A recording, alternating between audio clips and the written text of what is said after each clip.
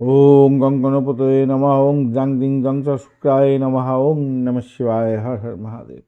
নমস্কার বন্ধু, astrology 24x7 YouTube চ্যানেলে আপনাকে আরও একবার স্বাগত। আমি আপনাদের বন্ধু শ্যামল। বন্ধু সঙ্গে থাকুন, ভালো থাকুন। আমার তরফ থেকে প্রাণভরা ভালোবাসা আপনাদের সকলের জন্য রইল। শুরু করব মিথুন রাশির বন্ধুদের জন্য আজকের দিনে 19শে ডিসেম্বর 2025 শুক্রবার কেমন যেতে পারে সে সম্পর্কে বিস্তারিত আলোচনা। লাইক শেয়ার কমেন্ট অবশ্যই করবেন, আর এই ধরনের ভিডিও পেতে অবশ্যই চ্যানেলটি সাবস্ক্রাইব করে রাখবেন। বার্ষিক রাশিফল এবং বার্ষিক নক্ষত্রফলের ভিডিওগুলো আপডেট দেওয়া হয়ে গেছে, লিঙ্কগুলো এই ভিডিও ডেসক্রিপশন বক্সেও আছে, অবশ্যই দেখবেন, কাজে লাগবে, নিশ্চিতভাবে শুভ ফল পাবেন।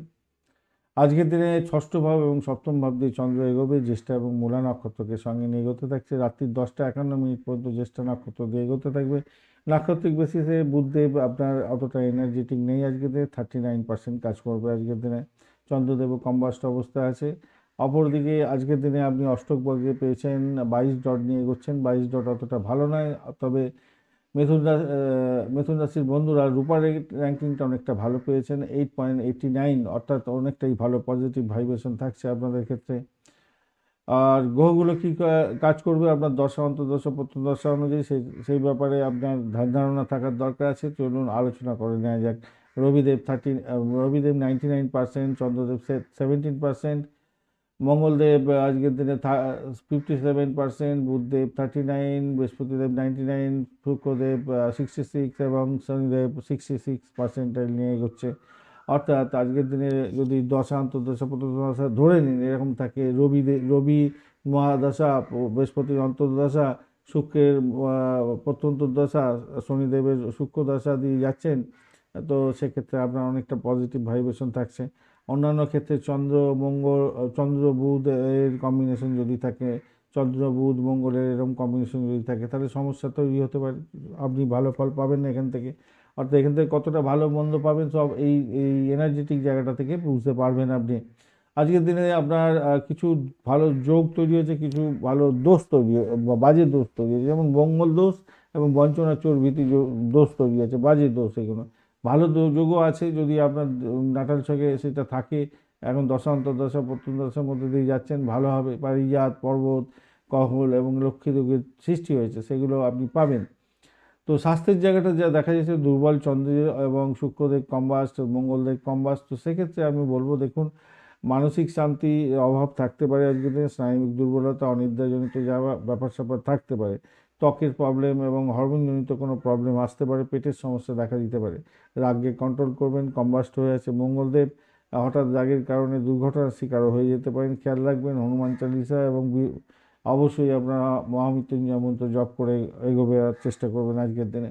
প্রাথমিক শিক্ষার ক্ষেত্রে মনোযোগের কমতি হতে যাচ্ছে, বিভ্রান্তির শিকার হতে পারেন। উচ্চশিক্ষার ক্ষেত্রে ভালো হবে, বিদেশে পড়াশোনা করার সুযোগ তো হবে।